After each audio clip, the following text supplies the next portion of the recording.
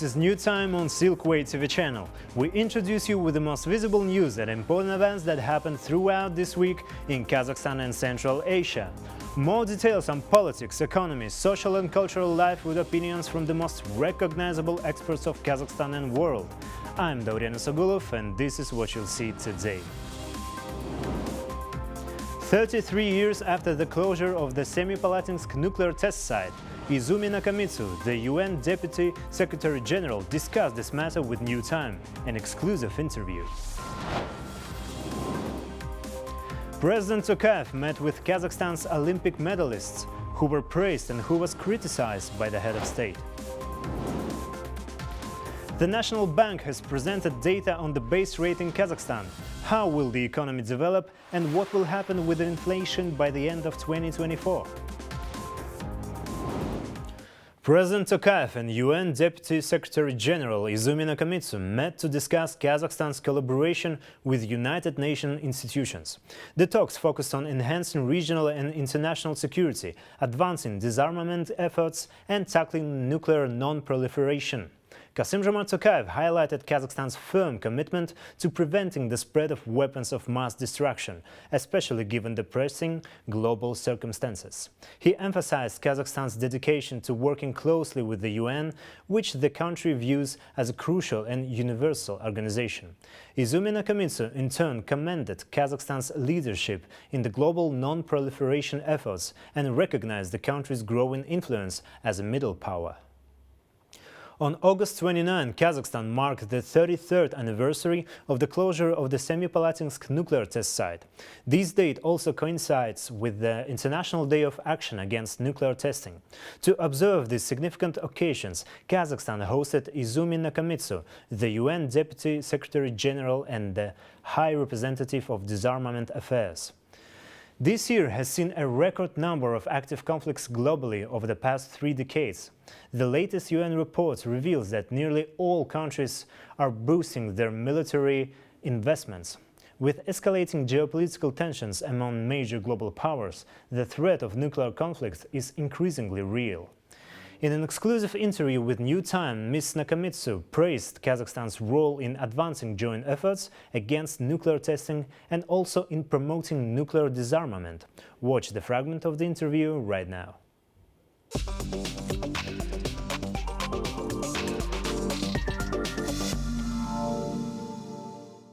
Ms. Nakamitsu, thank you very much for joining us. It's a great pleasure and honor to have you in our studio. And your visit to Astana is somehow connected to the occasion of the International Day of Nuclear against the nuclear tests. And I wonder, why did you pick exactly Kazakhstan to visit on the eve of this event? As far as you know, Kazakhstan also closed its Semipalatinsk nuclear test site. Yes. So I think maybe there is a link between these events. Absolutely. No, thank you for having me.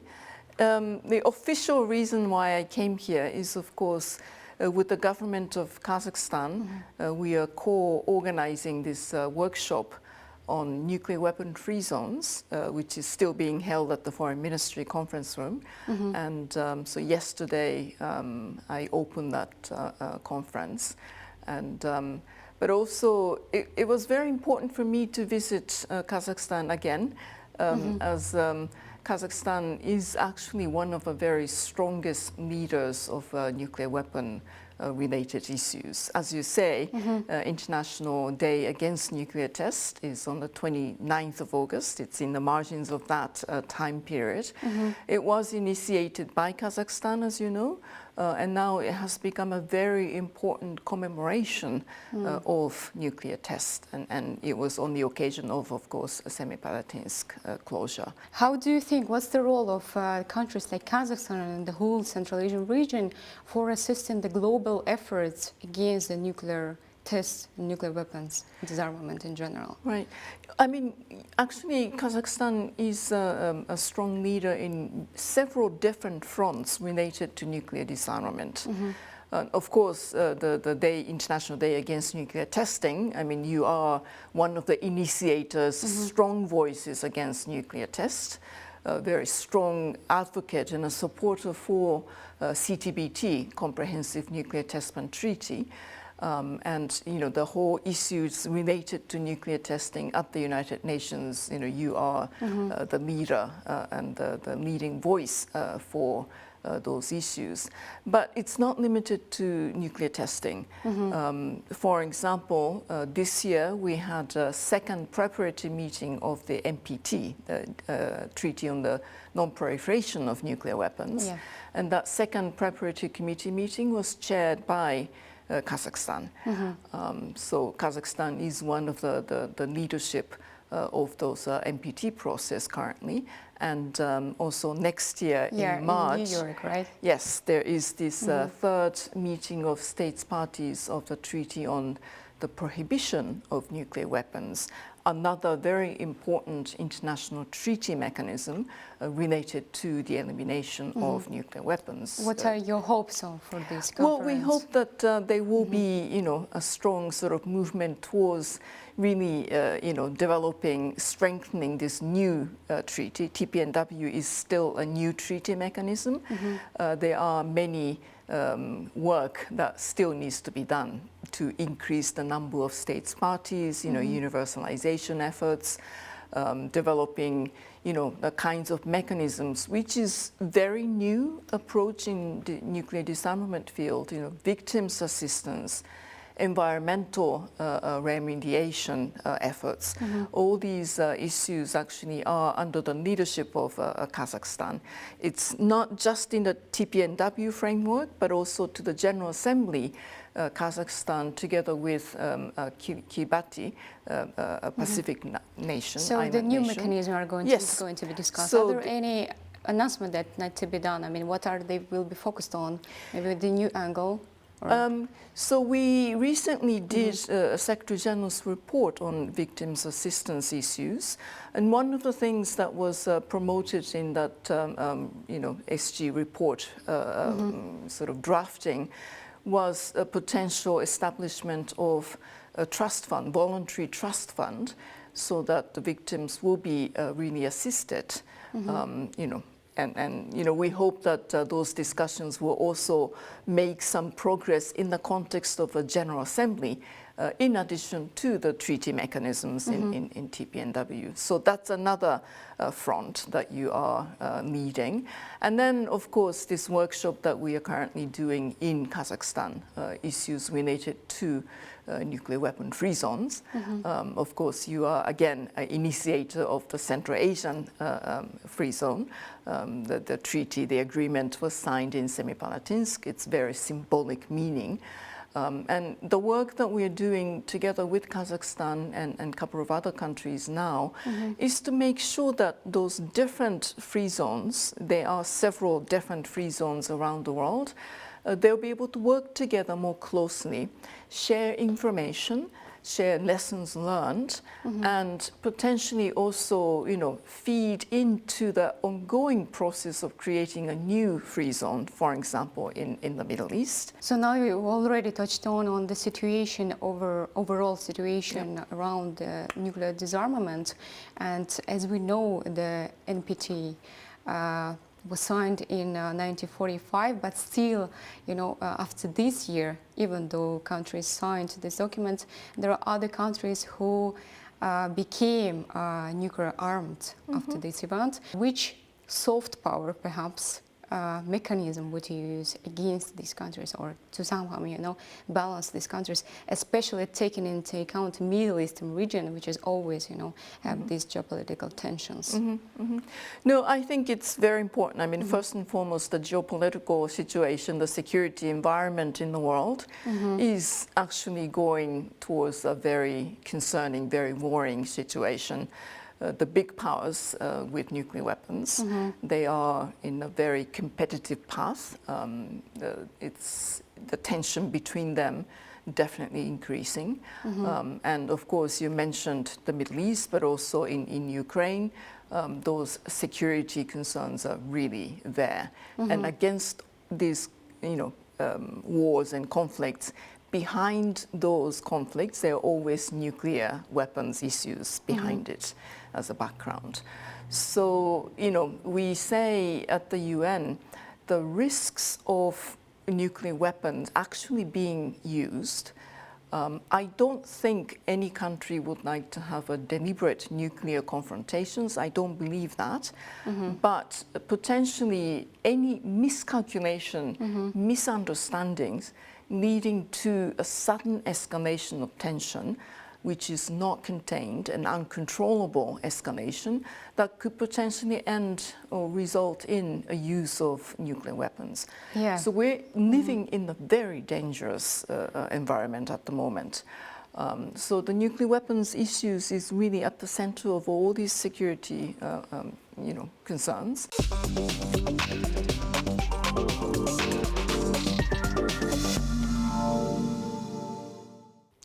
Kazakh Gas, Kazakhstan's national company, is on final stage before reaching a consensus over a project involving construction of the gas processing plants in Kashagan and 2 gas pipelines with the Qatari investors. According to Sanjar Jarkeshev, the chairman of the board of Kazakh Gas National Company, an implementation agreement between the parties will be signed soon.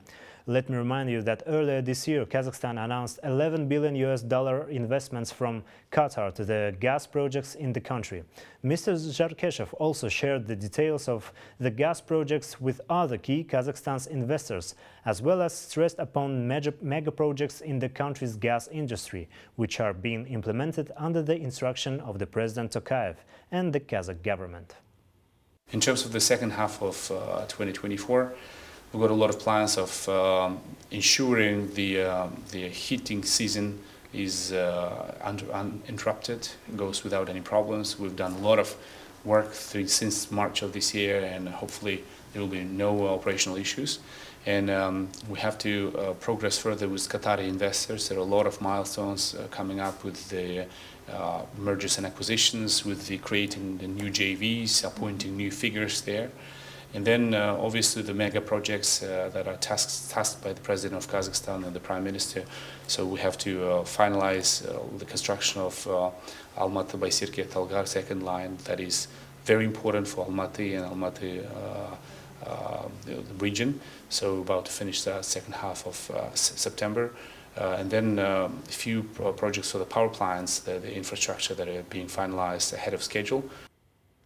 The National Bank of Kazakhstan has decided to maintain the base rate at 14.25% per annum, with a corridor of plus or minus 1 percentage point. According to a regulator's report, inflation edged up slightly in July this year, but stayed within expected ranges.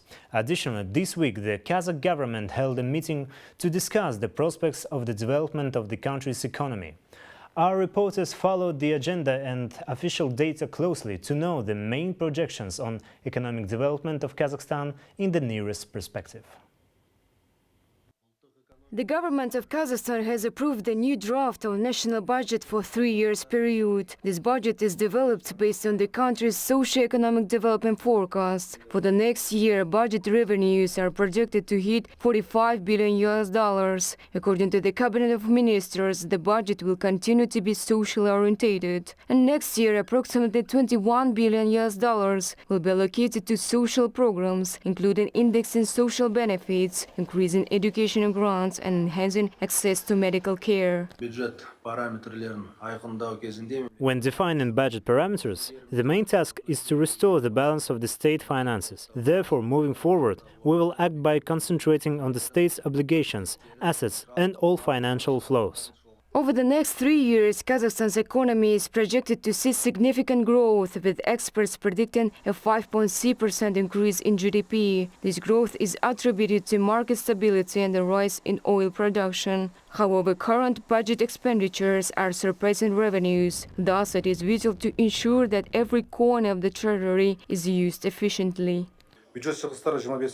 Budget expenditures are projected to increase by $3.6 billion to a total of $12.3 billion in 2025, taking into account the forecast of a profit and losses of a budget in 2025. Besides, a total of $1.2 billion will be allocated for the development of transportation infrastructure. This funding will support the repair of roads spanning 18,000 kilometers. Additional 10 major transportation routes will be upgraded, and the railway fleet, which includes 7,000 units, will be modernized. In 2025, targeted transfers amounting to $6.7 billion will be allocated to finance socially significant and strategically important infrastructure projects, as well as to support regional growth levels. Commenting on projections over inflation, Timur Suleymanov, chairman of the National Bank of Kazakhstan, highlighted the slowing down nature of the rate in the midterm perspective. However, the policies which will lead to additional transfers from the National Fund, country's sovereign wealth reserve, can cause gradual hikes in inflation forecasts. The increase in transfers from the National Fund could lead to a rise in inflation forecast within the framework of the National Bank's projections. Inflation is expected to slow down from 7.5–9.5% in 2024 to 5.5 and 7.5% in 2025. To avoid a budget deficit, experts emphasize the need to continue boosting production. The next target is to increase exports to $82.3 billion. Rising global prices for black and non-ferrous metals, as well as uranium, are expected to play a key role in this effort, giving the country's economy a significant boost. Baljan Samigulina, New Time. And let's move on. During this irrigation season, Kyrgyzstan provided Kazakhstan with 534 million cubic meters of water, as reported by the Kazakh Ministry of Water Resources and Irrigation. The water is supplied through the major rivers Chu and Talas. Notably, Kyrgyzstan exceeded its original plan, sending 14 million cubic meters more than expected. Tajikistan also exceeded its targets, delivering 488 million cubic meters to Kazakhstan, an increase of 40 million cubic meters compared to last year. Uzbekistan, another key partner in Central Asia, has sent 4 billion cubic meters of water via the Sirdarya River over the last 5 months. Nurjan Nurjigitov, Kazakhstan's Minister of Water Resources and Irrigation, highlighted the country's active collaboration with neighboring states. Regarding Kyrgyzstan, 2 meetings of the Water Management Commission were held this year to strengthen cooperation. Water diplomacy is a key priority for us. We work closely with all our neighbors. With Kyrgyzstan, we agreed that during the irrigation season, Kazakhstan would receive 180 cubic meters of water from the Chu River and 380 million cubic meters from the Talas River. So far, the water supply has been uninterrupted, and the Talas River has even surpassed the planned schedule. This week, President Tokayev met with Kazakhstan's Olympic medalists. Kassym-Jomart Tokayev praised the athletes and their coaches for their outstanding performances at the world's top competition. However, a large part of his speech focused on Kazakhstan's sport leadership.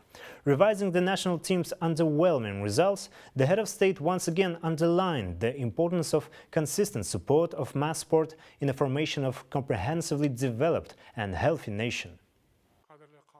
Kazakhstan's Olympic medalists from Paris are probably the only figures in Kazakh sports who face no criticism from either the public or the government.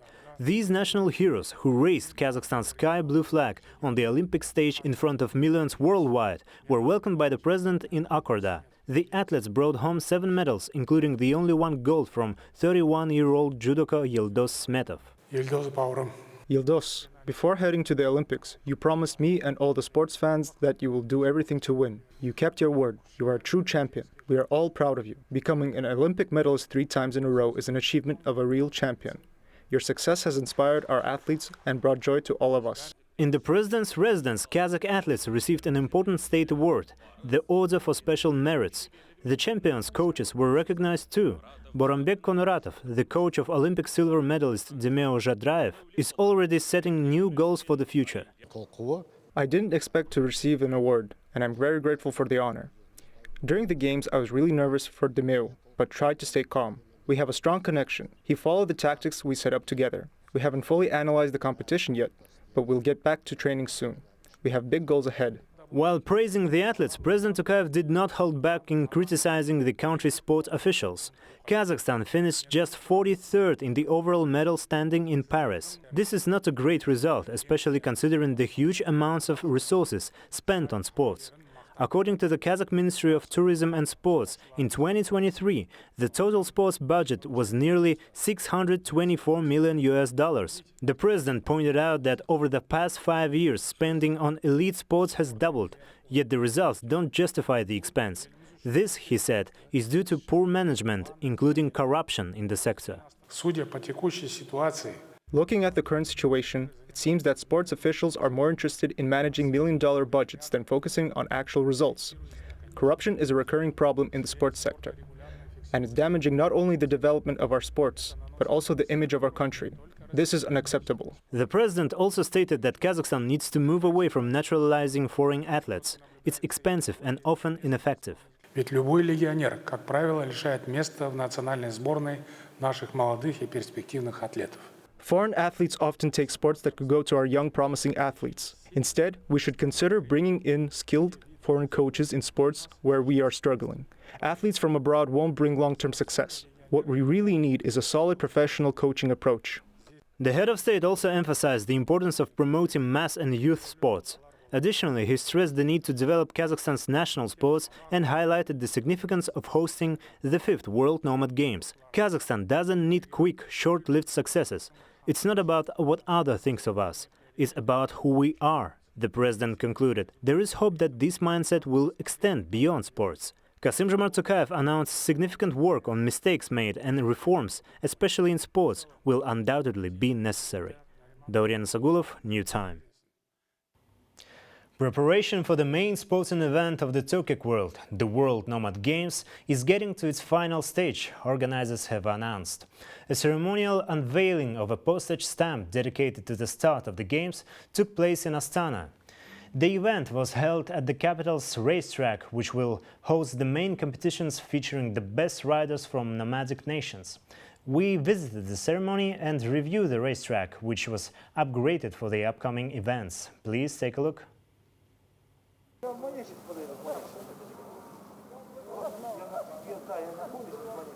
A majestic eagle soared into the sky, symbolically opening the ceremony to unveil the new stamp. This new stamp, featuring a distinctive embossed circular design, marks the start of the 5th World Nomad Games.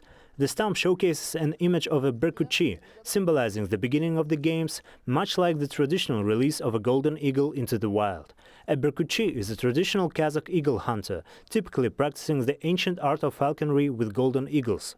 This powerful symbol celebrates the rich cultural heritage and traditions of nomadic peoples, says Serg Buksikov, the designer of the stamp. The stamp reflects the essence of launching the World Nomad Games. The symbol of an eagle hunter signifies the start of the Games. As the eagle takes flight, we can see through its eyes everything that has been created here, this racetrack, this ethno-village. The stamp carries great symbolic value. For the first time, Kazakhstan is hosting such a large-scale project in the field of ethno-sports. And this is where the fun begins. The infrastructure of the World Nomad Games includes 6 key venues in the capital, and one of them is Kazanat racetrack, where horse racing competitions and other events will take place. Before the arrival of international athletes, the racetrack has been updated. Now it's 12 meters longer and 7 meters wider. A new laboratory for horse diagnostics and rehabilitation will be also added. Organizers reported that 95% of the required sports venues are ready, including the racetrack, the ethno-village, Astana Arena, the Palace of Martial Arts, and etc. Today not only is the infrastructure for the Games nearing completion, but so are the training camps for our athletes. The national teams have been formed and intensive preparation is underway. We are counting on a successful performance from our athletes. As a reminder, the 5th World Nomad Games will take place in the capital of Kazakhstan from September 8 to 13. Approximately 2,800 participants from 89 countries are expected to take part. Kazakhstan will be represented by around 200 athletes. Daurian Sagulov, Nurali Kudaybergenov, New Time. The World Nomad Games have the potential to evolve into an entire industry with economic benefits, uniting different nations and cultures, said Abdulhadi Tourouz, board member of the World Ethnosport Confederation, in an exclusive interview for New Time. He highlighted the importance of the upcoming Nomad Games as a key initiative for Kazakhstan, advancing the traditional and ethnosport movement on the global stage. This year, the World Ethnosport Confederation has gained co-organizer status for the Nomad Games in Kazakhstan. Headquartered in Istanbul, the Confederation is one of the fastest growing sports organizations in the world. With its support, the 4th World Nomad Games were held in 2022 in the Turkish city of Iznik. Bir kere şunu söylemem lazım. Our motto for the World Nomad Games is to carry the grandeur of the past into the future. We aim to preserve the beauty of our past while adapting to modern tools and technologies. We are collaborating with countries like Kazakhstan, Kyrgyzstan, Uzbekistan, and Azerbaijan to enhance and promote these games. Our goal is to bring diverse traditional games to the global stage. We have been in contact with Kazakh counterparts from the Ministry of Sports to the organizing committee. The World Nomad Games highlight Kazakhstan's rich heritage, bringing together various nations to showcase and appreciate their cultures. The event helps in building mutual respect. This is why the World Nomad Games are becoming increasingly significant. They will send a message of unity against global changes. Sports can bring us together and showcase our beautiful cultures and traditions. We expect Kazakhstan to demonstrate this with a grand celebration. We achieve this in Inzik, where people of different colors, languages, and religions smile together while participating in the games. I believe that the World Nomad Games will be watched and followed live from all around the world. May also develop into an industry with economic and cultural aspects. Our Confederation President Bilal Erdogan established this confederation to provide a platform for preserving and celebrating cultural differences. The World Nomad Games will continue to showcase this every 2 years. This year, in Kazakhstan, we demonstrate the grandeur of past traditions and carry them forward. Central Asia has achieved notable successes in recent decades. However, geosocial and geopolitical challenges still remain present as the region consists of the developing economies, said Peter Frankopan, the best-selling author of The Silk Roads, A New History of the World, in an exclusive interview to the New Times reporter Baljan Samigulina. The British historian and scholar visited Almaty recently, where he launched his latest book, Earth Transformed, an Untold Story. It will be available to the public in Kazakh. Professor at Oxford University and also a senior research fellow at Worcester College, Mr. Frankopan, said that Central Asia as a research topic now receives more scholarly attention.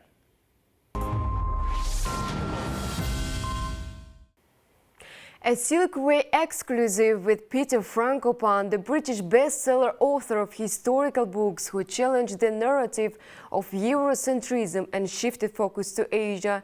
I had a chance to talk to him recently as he released his book in Kazakh in Almaty. It's called Earth Transformed, an Untold Story, which is about how humanity has adapted to climate change over the centuries.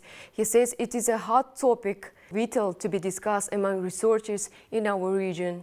I've just been giving a talk at the CAPS Unlock conference here in Almaty and talking about some research done by colleagues where there are about 13,000 academic papers published about Central Asia in the last 30 years, and only 30, roughly, mention climate change. You know, it's such an important part of the world today, and yet even the topic of climate change is more or less not discussed by Central Asian scholars until very recently. That also is starting to change. That the way in which Central Asia has been, from a point of view of security and geopolitics, we're living in a different time. But things like climate and what that means for the world of tomorrow is a question that needs to be asked here in Kazakhstan. Yet Peter Frankopan got the global attention for this book called Silk Road, A New History of the World, now translated into 45 languages and being in a list of bestsellers by New York Times. Powering his research is shifting eastwards. Critics call it an antidote to the Western-centered concept of history. Thus, it becomes a revelation to the readers with a focus of perception of world history from the West to the East. Far more from the history of the Silk Roads, the book destabilizes notions of where people come from and where they are headed next. His travels to Central Asia prompt a breezy analysis of how the world will be. Even though some critics suggest that his opinion about Central Asian region's rise was rather optimistic, he repeatedly says it has always had enormous historical meaning and this is not going to be changed. Central Asia was a part of the world that didn't get written about very much. I didn't read much about it at school. But the more I started to learn about it, even when I was a teenage boy, the more it seemed not only was Silk Roads and the cities and the cultures interesting, but also extremely important. You know, one of the things I write about in my work is that these places were always very important. It's just for the last 100 or 200 years, their significance was replaced by the rise of the West. But we're living in a different world today. For Frankopan, these early trading routes formed the basis for understanding the geopolitics of our time. He describes the dramatic and profound changes that our world is undergoing right now. In today's world, we're like a buffet in a restaurant where you can take the best ideas from everywhere. Opportunities to learn are fantastic. That's what makes me excited about being a professor, is that you don't just learn from your next door neighbor or people who live in your same street. You can learn from everywhere. And a lot of the problems we have in the world today are ones which are global problems. So the more we study each other and collaborate, then the better. There are now Middle Corridor and Belt and Road Initiative, all echoes of the biggest connective project of golden ages of Silk Roads.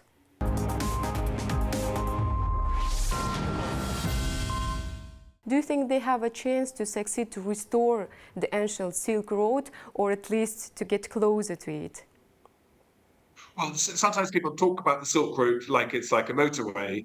It's not a real thing. It's an abstract term. It's a label given to talk about connections in the past. And I think any initiative that can facilitate and incentivize is a good one. There's a purpose for it, and the initiatives are helpful because they give people a story about why they should work.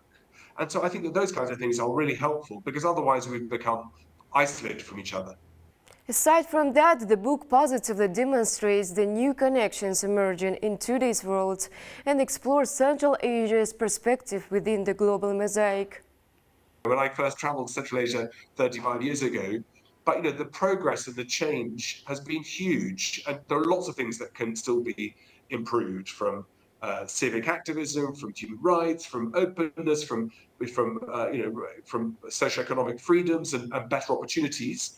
But the progress has been pretty good. And if one thinks that things will be better, then I hope that Kazakhstan in 20, 30 years' time will be even happier, even nicer place to visit, filled with scientists, entrepreneurs who are solving problems about water, about crops, about soil. Those worlds can come, and I hope that they will come, because my soul feels like it's Kazakh.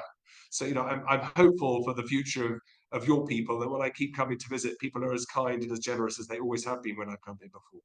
Even though I'm holding this book in Russian right now, the historian says he would love it to be translated into Kazakh as well. You can see much more, including stories about Peter Frankopan's thoughts of today's and tomorrow's realities.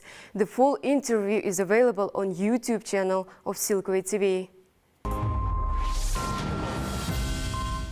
That's it for today. All the main news about Kazakhstan and Central Asia you can find here. More special projects about our country you can also watch on Silkway TV channel. So stay tuned and see you next week.